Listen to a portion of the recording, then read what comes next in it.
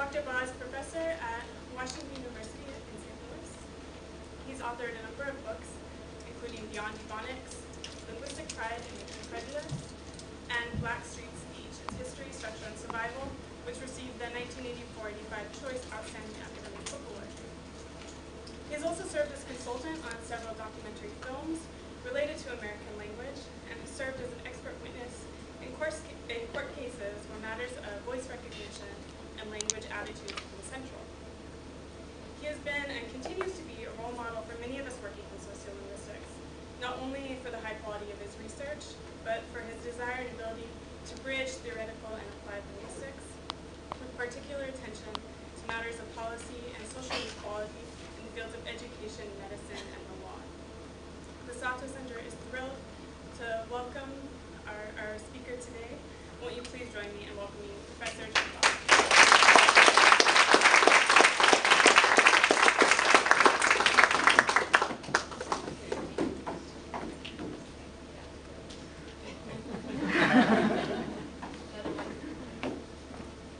So this always leads to very bad jokes and poor taste, I'm sure, once you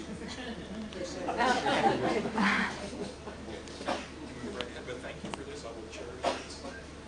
My children will take these as soon as they get home. So it's an honor to be here for many reasons, and I hope to share insights not only from my own research, but why it's relevant to my work here in Hawaii. And I want to begin by thanking Professor Draeger for the invitation and for the Dean for signing off on allowing me to come. It's always a very special thing when scholars from the mainland have an opportunity to come here. When I was a professor at Stanford, people say, how do you get work done when you live in such a nice place? You can amplify that question here, where you live in paradise and are working as well. Some of the funding agencies that have supported my work are listed there, but I'm going to move right into the body of my talk. And talk about my personal connections to Hawaii. Beginning in 1968, it's not well known that I'm actually a product of the community college system. And I had an opportunity to speak to Professor Draeger's class just before coming here. And I was sharing the story of the circumstances that led to my attending Taft College, which is a community college in the San Joaquin Valley. It's about 30 miles west of Bakersfield. But what's interesting about Taft in this particular context is that in addition to the fact that it was a football factory for many of Taft is a small oil town.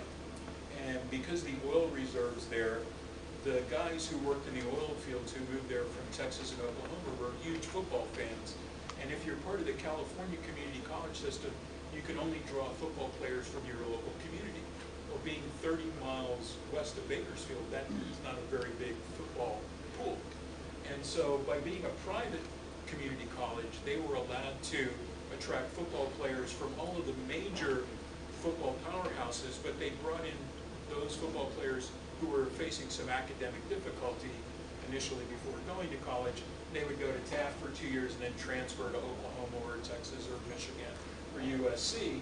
But there was a fairly large contingent of Hawaiians, you know, brothers who had gone to Kamehameha and wanted to go to the mainland for college, and they ended up in Taft.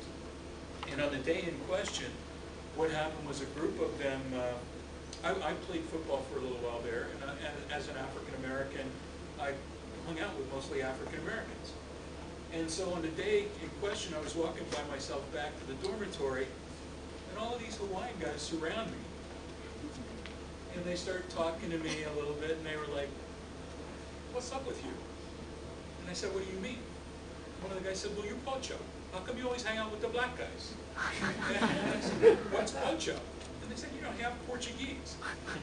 And I said, no, I'm African American. They said, no. I got a cousin who looks just like you. You know, don't try to deny your Hawaiian heritage, right?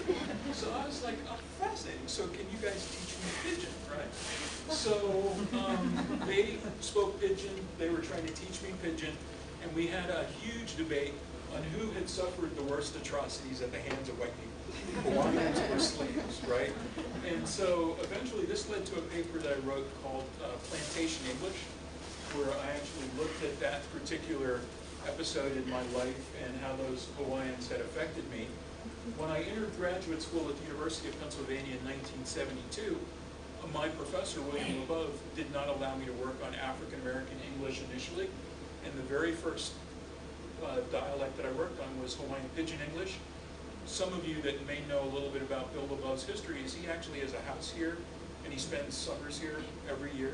So ever since 1965, he's come over and he's done interviews on Hawaiian Pidgin. And so the very first transcriptions I ever did as a graduate student were of Hawaiian Pidgin English. And I can't tell you of the exciting epiphany that I had when I figured out past tense marking in Hawaiian Pidgin English, because they would say things like they wouldn't go and they wouldn't come in daru, right? And I was trying to figure, oh, so this when is a reduced form of went. It's used as a past tense marker with the present tense forms. And it was really a marvelous revelation, but very few people know about this work that I did because it was training and preparation to help me as a graduate student, right? Then I had two monumental, life-changing experiences, one with Derek Bickerton. This was when I was out on my own after I had finished my master's thesis on copula variation in African American English. And I was talking about research that had been done on zero copula forms. And Derek Bickerton was in the audience, as was William Stewart. And William Stewart was the one who had talked about this zero copula form. And Derek Bickerton was there, and he said, you know, Mr. Baugh was a professor at that point. He said, Mr. Baugh, you don't really have your facts right. No one has ever said that Black English has a zero copula. Because of where I was at that stage in my career as a very insecure graduate student, I actually had all of the references with me at the podium that I had cited in the research, and was fortunate enough when Professor Stewart said that he had never mentioned a zero copula, that I actually had the article with me and could read from that, right? But several years later, one of the most problematic things, and the only thing I can remember from my job talk at the University of Texas, was that your dean, he and I were assistant professors together at the University of Texas. He was in Texas before I got there. He was at my first job talk. And the job talk seemed to be going extremely well. And I talked a lot about research I had done on the form steady, which was a progressive aspect marker in Black English, as in maybe steady running, maybe, you know, steady jumping. And this is how the form works, right? So maybe steady verb plus ing, or you can have steady in word final position and sentence final position with heavy stress. But it indicates that the activity of the verb is carried out in an intense, consistent, and persistent manner. And so I had done a beautiful description of how this form works, and then Professor Blythe Roman said, why does this particular lexical item exhibit this behavior? And I didn't know the answer to the question. So I had to say, I don't know. To which Robert, you then said, you don't know? And I said, no, I don't know. Next question. But after 30 years, I now have an answer to your question. And this is not my job talk, but this is an opportunity to finish my job talk. And the only thing I can remember is the nightmare of, oh my gosh, I couldn't answer that question. And so now, with this invitation, thanks to you, I can finally answer the question and complete my job talk at the University of Texas, which begins by thinking about the unique linguistic consequences of slavery. This is a picture of a slave factory on the west coast of Africa. And essentially the point that I want to make is, in comparison to the majority of other groups that immigrated to the United States, slaves had the unique perspective in that they were separated from their mother tongue upon capture in the west coast of Africa. Whenever possible, slave traders isolated the slaves linguistically to restrict uprisings. And so whereas every other group that immigrated to the mainland came there with their language intact, the slaves had language mixing already on the west coast of Africa in the slave factories before they ever boarded the ships. And then once they did board the ships, it was illegal to teach them to read and write. And so many of the linguistic features that we associate with African American vernacular English, including steady, were charting a very linguistic, a different linguistic course than we would see with other forms for other immigrant groups, where the typical transition to English was 3 generations in a family that spoke either, a non-English variety, French, Italian, German, Spanish, Japanese, Chinese. The second generation would typically be bilingual, and by the 3rd generation, in order to become quote-unquote real American, many of those families were abandoning their heritage languages. And the slave passage is one that you've seen depicted in many documentary films previously. This particular slave auction scene implies that there was a nuclear family unit, but the linguistic circumstances of those that were purchasing the slaves, as opposed to the linguistic circumstances of the slaves, was really quite different. And even though this cartoon depiction implies that there's a family on the auction block, the horror of considering what would happen to the potential disruption of a family is really quite striking. And when I present this slide, I ask anyone who is a parent to think about circumstances that could actually result in the sale of your offspring. And if you lived in circumstances where you were told if you behave yourself, your family can be intact, but if you disbehave, members of your family would be sold. If you think about that seriously, what would you not do in order to prevent your children from being sold and perhaps never seen again? It's a horrific set of circumstances, and for those that try to wash away slavery or say that slavery wasn't so bad, I strongly disagree, and that's far beyond the linguistic circumstances that we're considering here today. And that gave rise to the Ebonics controversy, which you heard about in 1996 in Oakland. And the Ebonics controversy actually combines some of the work of Joseph Greenberg. If you study Joe Greenberg's history of human languages, he looked at the birth of human language in southern Africa and the spread from there. Robert Williams was the person that actually coined the term Ebonics, combining ebony with phonics. My magic button is not working. Sir, could you do me a favor, and if you can just hit the, yeah. So good. So I'm going to give you the signal from that. And we will take it from there. So this is actually a picture of Joe Greenberg's entire taxonomy. Again, what you see is the spread of languages beginning in southern Africa and then moving throughout other parts of the world. And Joe Greenberg was the founder of the linguistics department at Stanford University. And for those of you that have studied formal linguistics, you may know that for many years, a great deal of his research fell out of favor and was highly criticized by many formal linguists. And to a certain extent, it's because when Joe Greenberg worked and the evidence that he worked with, he didn't have as many facts as some of the younger scholars. But he lived long enough to see his work vindicated, and it was vindicated in a fascinating way from a completely different source of evidence. Stanford University, which is very well endowed, has a section of the campus that's devoted to faculty housing. I lived there, Joe Greenberg lived there, and significant for this discussion, so did a geneticist named Cavalli Sforza. And Cavalli Sforza and Joe Greenberg met at a cocktail party, and they started talking about each other's work. And Cavalli Sforza was working on the human genome. Joe was talking about his work on human language. They discovered that their data sets matched. The work on human genome theory actually followed the same path as Greenberg's theory. And there was a wonderful article in the New York Times that appeared about a year before Joe Greenberg passed away that actually showed that a great deal of the genetic information parallels some of the linguistic discoveries that he made. So,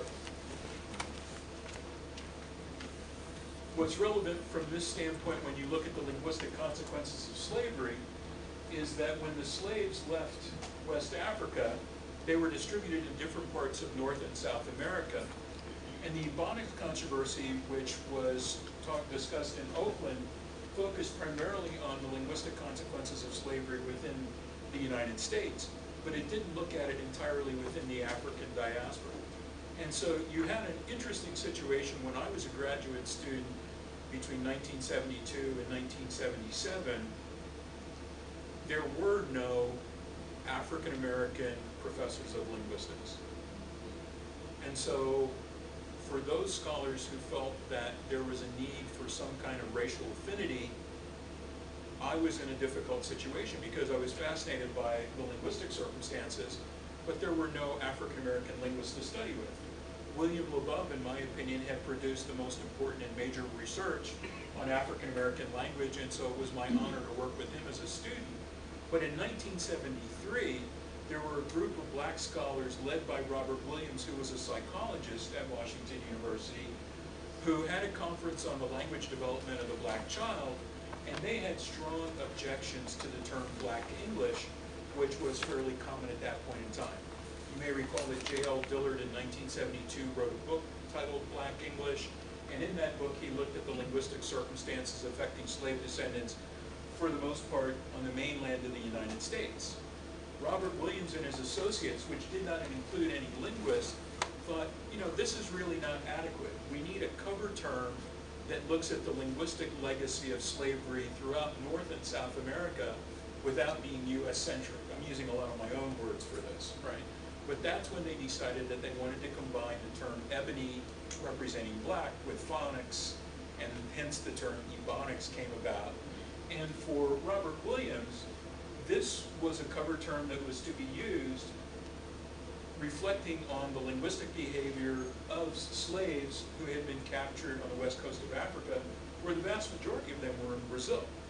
And so in close work on this subject, a lot of people have equated the term Ebonics with either black English or African American vernacular English, but a close reading of the literature shows that Ebonics really is an international construct, and African American vernacular English focuses exclusively on the United States.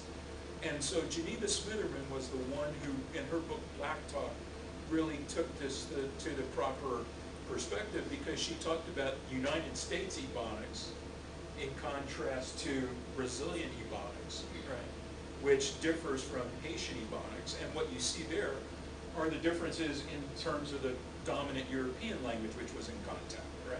So Brazilian Ebonics has strong influence from Portuguese. United States Ebonics has had strong contact with English. Haitian Ebonics, strong contact with French. So the label Ebonics got us advanced to a certain degree, but still did not provide adequate refinement for the forms that we were looking at. So, why steady, Professor Blybrow, Dean Blybrow, right? Steady is a camouflaged form, a term that was not known at the time that I gave my job talk. But Arthur Spears, who is a professor at City College in New York and was then professor of linguistics at the University of Santa Cruz, the University of California at Santa Cruz, observed that the form come in African American English was used in sentences like, they come coming in here like they own the place, right? And that initial come was operating in ways that were similar to comparable grammatical forms in some African languages, but it had been reinterpreted by African Americans to have this unique meaning. And so steady, which is the form that I had looked at, was another camouflaged form, which was a word in English that had been reinterpreted by the slaves for this unique aspectual function, right? So we all know about tense, which operates fairly clearly in English, but this aspectual distinction was very productive and extremely beneficial for African Americans. Another camouflaged form would be the use of be, as in they be steady jump, right? And that use of be conveys habituality. And there are many African languages where the tense and aspect system was preserved to the extent possible by slaves by reinterpreting some of these lexical items. So, there's the answer to the question I couldn't answer in my job talk. It was a great question, and I can't tell you how anxious I was at the time that I couldn't answer that. But I am relieved to actually 30 years later, 35 years later, come before you and explain why steady as a camouflage form was vulnerable to this reinterpretation. Next slide, please. And so looking at the language contact situation from the slaves, as a graduate student, I actually proposed that there was a bi-pigeonization process that probably took place, and that you had one pigeon that was developing contact with the Europeans, and because of the power dynamic there, but that there were probably African to African pigeons that were being created at the same time that were not identified or documented because the records that were available through the slave trade were nothing compared to what we'd use to reconstruct into European languages. And so, given the sketchy records, it was my hypothesis that Africans, when they communicated among each other, were developing their own pidgin, very often capitalizing on similar language structures. And I did this in my historical linguistics class with Henry Harningswald, where I came up with a thought experiment that turned slavery on its head. I put forward a hypothesis that, in fact, the Africans were the ones that had guns, ships, and the desire to capture slaves, and that they went throughout the Mediterranean, and they captured people from Spain and France and Portugal and Italy. And then I put forward the hypothesis, and Derek Bickerton had this hypothesis many years ago, where he said that the European languages dominated the contact situation. And I said, if you had a Spaniard and a Portuguese and an Italian and a French person, and they were in isolation among themselves, well, why would they adopt Twi or Yoruba as their common language, especially if the Yoruba and Twi speakers weren't there with guns or whips to impose it? Why wouldn't they capitalize on similar structures at first? And Ian Hancock's work reinforced some of the work on bi-pigeonization, but I don't have any other evidence other than at least my speculation as a graduate student that came up with this idea, which I then think resulted in a greater linguistic continuum. Next slide, please. And so, with my work that I had done on African American English, I became part of a group that many years ago worked on the story of English, which was a 9-part PBS documentary, and then was part of a larger group that actually looked at linguistic diversity within the United States as a whole. Next slide, please. So this is supposed to have sound.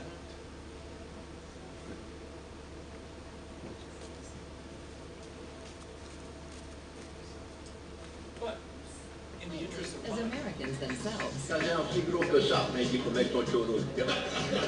okay, so let's go back a slide and then How we talk to one another defines who we are. Damn. And American English is as rich, diverse, and lively as Americans themselves. From north to south, I'm near 65 is where I started, okay? east to west, I say like and dude every other word. Say hey, hey! we love to talk. Is there somebody else that I could talk to? Yap, It's like, dish, tenemos el esceno de la chica sexy. and chew the fat. It's not a firm piece to rabbit hash. It's clear that you are what you speak. Isn't this not in my vocabulary? The word is ain't. So butter my butt and call me a biscuit. And sit tight as we answer the burning question. Do you speak American? now, as the one, since my focus is on the linguistic consequences of slavery, Steve Harvey was the one who talked about that particular group. And if you listen to what he said, he contradicted himself, right? Because he said, isn't is not my vocabulary. Well, if isn't in his vocabulary, how come he used isn't, right? At any rate, it was a fascinating tautology for me. Next slide, please. So, in doing the work that I did on linguistic discrimination, I had a former student from Stanford who went to work for the National Fair Housing Alliance. And the National Fair Housing Alliance had observed that many of their African American and Latino testers were not receiving return phone calls for requests to see housing. And at that particular time, when you looked at the law regarding discrimination, the law was very well equipped to discuss and describe face-to-face discrimination, but the type of linguistic discrimination that we were encountering over the telephone couldn't really be prosecuted in the absence of physical evidence of the type illustrated in this particular apartment phone message memo. So it says Tina and Frank. Tina's a teacher, Frank is a sales manager.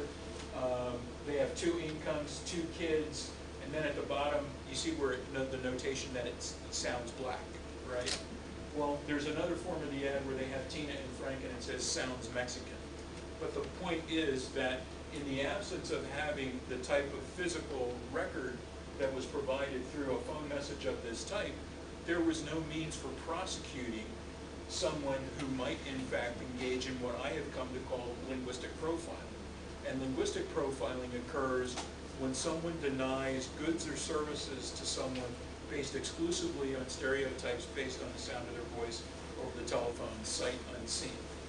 And many of the perceptual studies that we've done since then show that there are many instances where people do associate stereotypes, and the stereotypes aren't focused exclusively on race. And so I have most of my graduate students engage in a thought experiment, primarily on the mainland, where I have them speculate about circumstances regarding language attitudes if there was no racial diversity. So in this thought experiment, let's assume that everyone that moved to the mainland in the United States is of European ancestry, that slavery never happened, that the Native Americans weren't there, that the Chinese weren't imported to build the railroads, that the Japanese were not interned during World War II. Everybody, for all practical purposes, is white of European ancestry.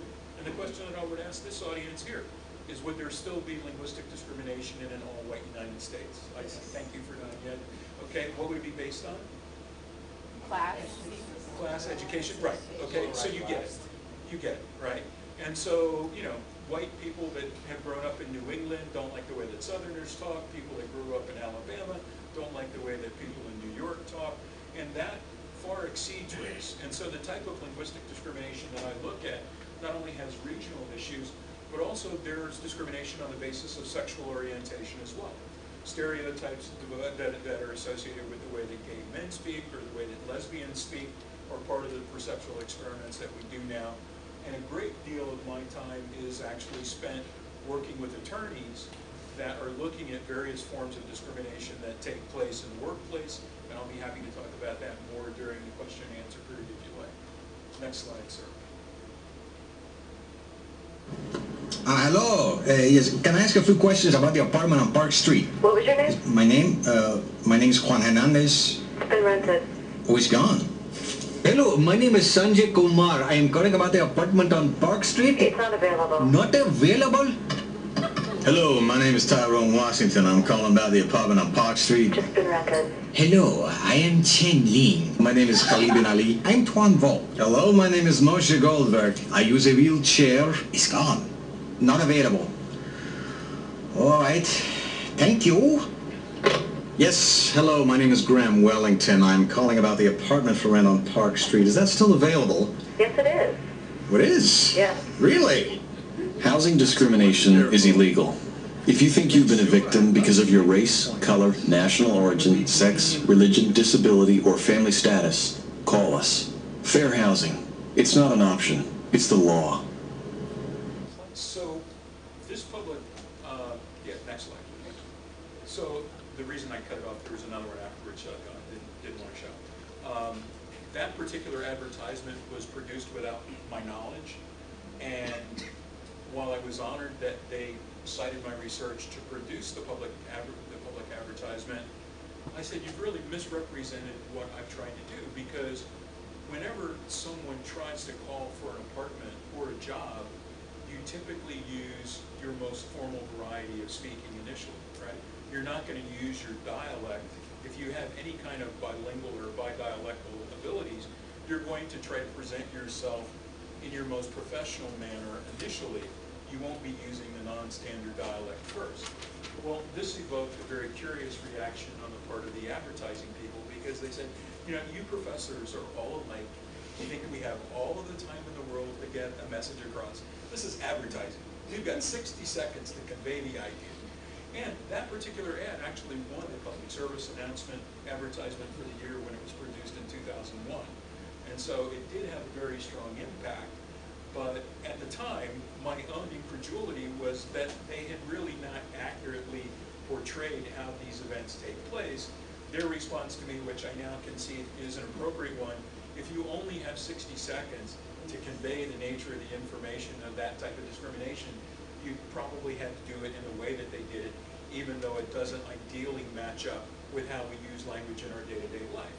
What we've seen from our own research is that when people from non-standard vernacular communities are communicating with authority figures or people in positions who are going to hire them or give them, employment or sell them or rent them properties, they're on their most formal behavior.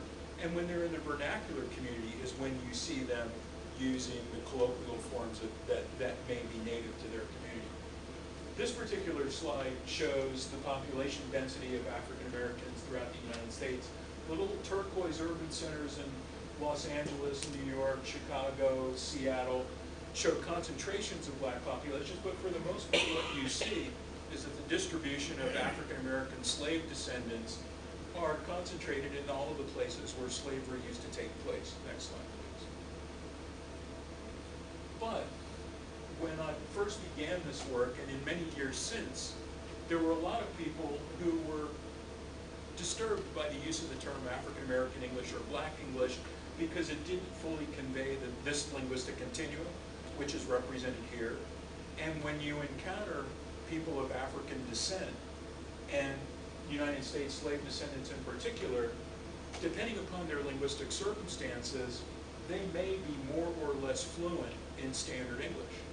And so I developed this with the help of one of my mentors, Irving Goffman, where I wasn't looking at the linguistic criteria as much as I was as the social interaction of people in their day-to-day lives. And those African Americans who, for the most part, live, work, and play with fellow African Americans, for the most part from the working class, are the most representative speakers of the vernacular. Now this is actually a model of linguistic change in my own life, because when I was born in Brooklyn in 1949, my parents were Po, that's without the R, right? They got a little more money and became poor, moved back to Philadelphia where we lived with my grandparents.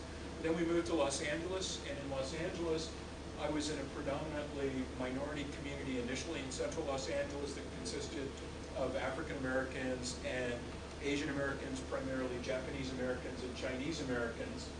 And so I moved from category 3, where I interacted primarily with African Americans, to category 2, where many of my neighbors were not African American.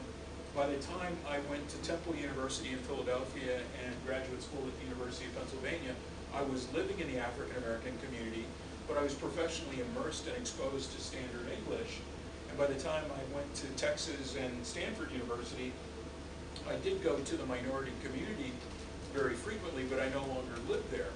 And so I was in linguistic circumstances very much like that of Brian Gumbel or many of the other affluent African Americans who were no longer living in the inner city situation. And with that, I developed a third degree of linguistic dexterity that let me move from one situation to another. This corresponded in large part with the experience that I had encountered with many of my Hawaiian roommates who were in Taft, who talked about the fact that here in the islands, when statehood came about, that they felt under tremendous linguistic pressure to try to acquire standard English. And in fact, your late Senator Daniel Inouye was a beautiful example of someone who had mastered the type of standard English that was just eloquent. And in some ways, he reminded me of being the linguistic equivalent of Barbara Jordan. If you remember Barbara Jordan, who was the black congresswoman from Texas, she had a hyper-articulate form of speaking standard English, which was not similar to the way that anyone speaks standard English, and yet you could not criticize her for enunciating every syllable because she did so with great care. But that kind of stilted formal variety was really a reflection of the fact that members of the non-standard speaking community were being asked to jump through hoops. And I had a wonderful student at Swarthmore College when I taught there here from Hawaii. Her name was Cindy Char. And Cindy brought a copy of the song, and some of you may have known it. It was To the Battle Hymn of the Republic, but it was done to try to teach kids who spoke Pidgin to speak standard English. And it was, you know, we learn to speak good English in the school, and when we play, we don't use any Pidgin. And, you know, I can't remember it all, but I was like, oh, you're talking about linguistic indoctrination, okay? So the linguistic continuum that I discovered for African Americans applies to other non-standard English communities. My former student, Leticia Galindo from the University of Texas, said that a similar thing was taking place in Chicano communities among bilinguals as well, where at the non-standard end of non-standard Chicano English, you also had many fluent Spanish speakers, and at the standard English in the continuum, you had people who were balanced bilinguals, who were so skilled at English and Spanish that you couldn't detect an accent in either language. And so those are extraordinary individuals, although those circumstances are very different than the ones affecting slave descendants. Next slide, please. Next slide. Okay, so in looking at linguistic area, we're going to zip through a bunch of data. You're going to have to hit the button a bunch of times. I had this for dramatic effect. Next. Hit the next one, right? These are two sentences in standard English. He does not have any. He doesn't have any. But I know that you've got linguistic intuitions to make this non-standard. Next one, right? You don't have any. If you change any to what? Next slide, right? Next one.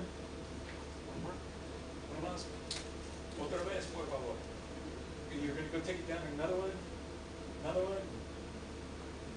And another one. Okay, so what we see here is a tremendous amount of linguistic variability. The educational consequences of this for black students is that they come to school very often using he ain't got any, he ain't got none as their colloquial vernacular, but they're being asked to produce only the top two.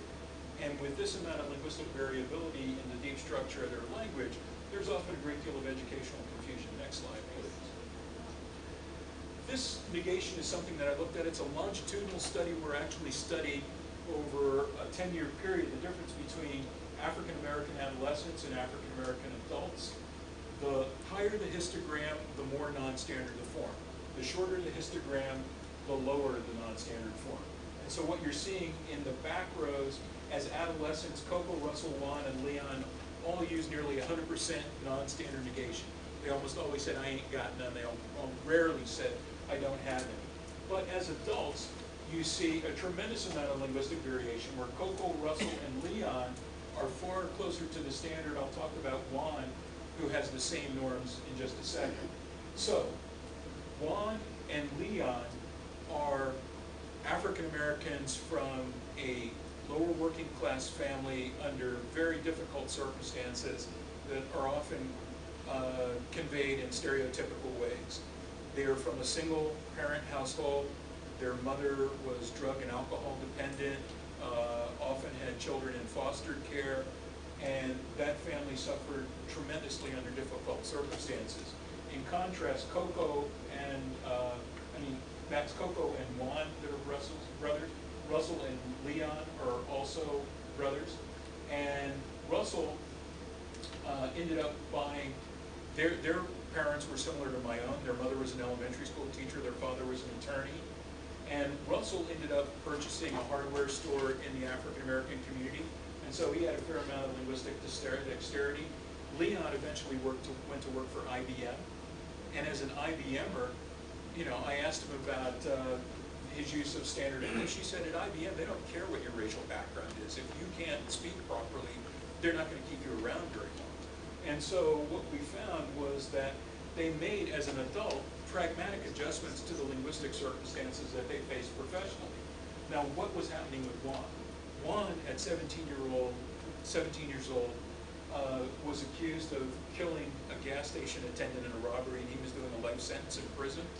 And so I interviewed all of them as teenagers between the ages of 15 and 17. I got a grant from the National Science Foundation 10 years later to interview these same individuals as adults. And part of the follow-up questions that I had for everybody under those circumstances was, to what extent do you find standard English to be important or useful to you in your day-to-day life? And I asked this of everyone to be consistent. because this is an academic context, I'm going to translate what Juan said into standard English, because at the time I asked him this and he was in prison, right? He's doing a life sentence in prison for murder, surrounded by black guys, and I say, to what extent is standard English useful in your day-to-day life, okay? So he spoke in his prison vernacular, which I'm going to clean up for you guys. So he said to me, John, for heaven's sakes, don't you realize that any African American in prison who uses standard English frequently is likely to be victimized? Do your back translation. That's what he said, and I said, okay, brother, you don't need no standard English here. I get it. So Juan, was maintaining the vernacular, which was appropriate in prison. Russell and Leon and Coco all made adjustments. Coco went into the Army, right? So Coco was the brother of Juan, and when he went in and was in the military for his entire career, and what he saw was that if he's working with enlisted men from the hood, he used the vernacular. If he's talking to officers, he used standard English. So that kind of linguistic adjustment was quite common there, and I think you see similar linguistic adjustments with pidgin speakers here in the island. Next, please. We also looked at copula variability, right? Remember I talked about Derek Picker's zero copula?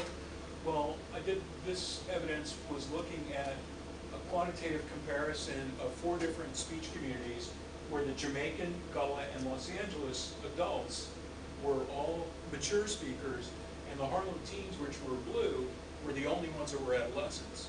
And we find echoes of one of the things that J.L. Dillard found in his book, which was claiming that the vernacular was more intense among adolescents, but that with adult speakers, you found more standardized usage. But what we see here is that the following linguistic environment had a great deal to do with whether or not this form was preserved. Also, because this is a quantitative study of communities that are geographically separated, there's an implied historical relationship, right? The fact that before noun phrases, you get greater zero forms, and that in front of adjectives, there is more standard usage, and then it drops back down with locatives, was really quite extraordinary, given the fact that Gullah, Jamaica, and Los Angeles are geographically so far apart. So I was very proud of this analysis because it was the first quantitative study that really tried to bridge the difference between the dialectologist position and the Creolist position, where they treated these facts as if they were historically dissimilar. Next slide, please. This morphophonemic study of S variation is one that is so straightforward that I'm almost embarrassed to present it because of its simplicity.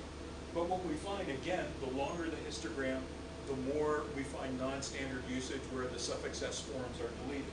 So, plural S forms tend to be preserved. The possessive S form is frequently absent, and third person singular S is almost never present, right? Well, why is this the case? Well, if you look at the functionality of the morpheme, plurals are essentially conveyed with the presence or absence of that singular form. So if I said the cat jumped over the fence, or the cats jumped over the fence, the entire burden of plurality falls on that suffix S form, right?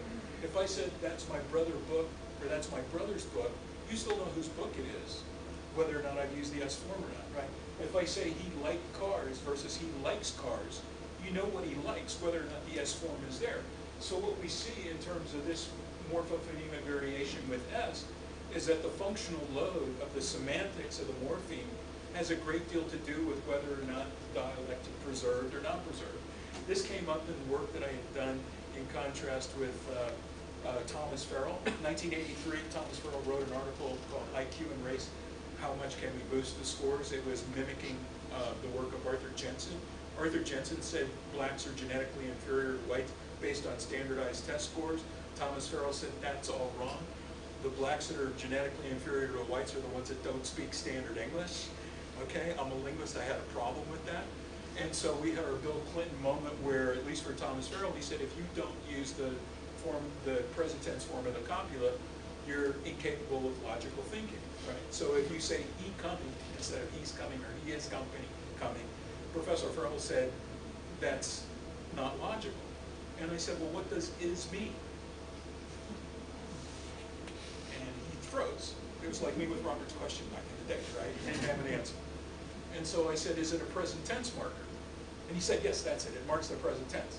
And I said, so what you're really saying then is that African American English is more efficient than Standard English, because you can maintain the logical contrast between a future form and a past tense form as long as you have those marked. Present tense form can be unmarked, and you still have your logical contrast, and you only need 2 distinctions instead of 3. So I'm really saying that Standard English is redundant when it doesn't have to be, and that African American English is more efficient. It's just not acceptable in the standard norm. That was too much for him. We can talk more about this in the question and answer period after we look at the next slide. And one of the reasons that we're facing the linguistic circumstances that we are today is because of the fact that when we looked at Brown versus Board of Education in 1954, that decision was based on race. It had nothing whatsoever to do with the linguistic circumstances that affected African Americans. But I want to bring this to a close by saying that it was a tremendous honor to be here as an African American for the past 2 days. Why? Because your native son, Barack Obama, the first president of African descent, was not only inaugurated for his 2nd term, but when I went for my walk on Waikiki, I ended up accidentally at the MLK parade, right? And I'm looking at the Martin Luther King parade here in Honolulu, and I'm seeing all of these people celebrating not only Martin Luther King's legacy, but the clear pride that you feel here in Hawaii about Barack Obama's presidency. And it's in the spirit of unity and using linguistic science to promote equality among all people that it's my honor to be here today and to have shared some of the historical facts related to my research on this subject.